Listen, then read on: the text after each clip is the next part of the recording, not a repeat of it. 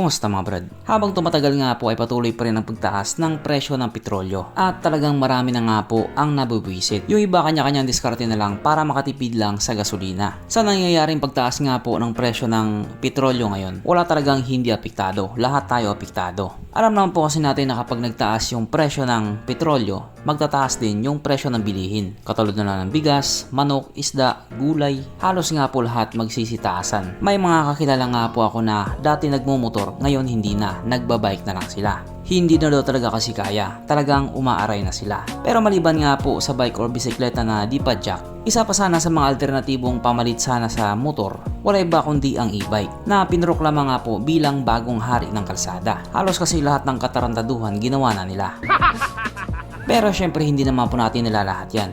Siguro mga 90%. Bale may 10% pang matino. Sa patuloy nga pong pagtaas ng presyo ng gasolina, e-bike sana ang isa sa mga pwede nating asahan pagdating nga po sa transportation. Kaso lang, banned po siya. Noon nga pong January 2, 2026, pinagbawal na po ito ng LTO or Land Transportation Office na dumaan nga po sa mga pangunahing kalsada. Kasama na nga po dyan yung EDSA, C5, Ross Boulevard, at mga national highways. Bawal po dyan dumaan yung mga e-bike at yung mga e-trike. Pero dati naman hindi. Dahil po kasi sa sunod-sunod na isyong kinasangkutan nila, pinagbawal na tuloy sila. Yung mga matitino naman, nadamay din. Kaya ngayon tuloy na ito na sana yung magsasalba sa pagtaas ng presyo ng gasolina, mukhang alanganin din. Kung ikukumpara po kasi yung e-bike at e-trike sa mga motorsiklong gumagamit ng gasolina, eto kasi di-charge lang. Kumbaga hindi ka talaga gasto ng miski piso para lang sa gas. At environment friendly din po ito. Kasi nga wala siyang usok na nilalabas. Nambabangga nga lang.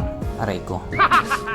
Kung nagkaroon na sana ng disiplina yung mga taong nagmamayari ng mga ganitong klaseng e-bike or e-trike, hindi sana hahantong sa ganito na ipagbawal sila. Lalong-lalo na ngayon, it's your time to shine na sana. Kaso lang naban pa. Kaya napakahirap talaga ng sitwasyon ngayon. Pero malay natin baka silipin nila ulit yan tapos baguhin nila ulit. Malay nyo, bukas i-announce nila na hindi na pala bawal. Pwede na ulit kayo magsulputan sa highway. Basta wag lang kayong mga mote. Kasi sa ngayon lang talaga real talk, mas maraming gustong gumamit ng e-bike kaysa gumamit ng motor. Kung dati gustong gusto mo yung NMAX, ngayon gusto mo na ng NWOW. Sa NWOW, giginhawa ang buhay mo. Di wow.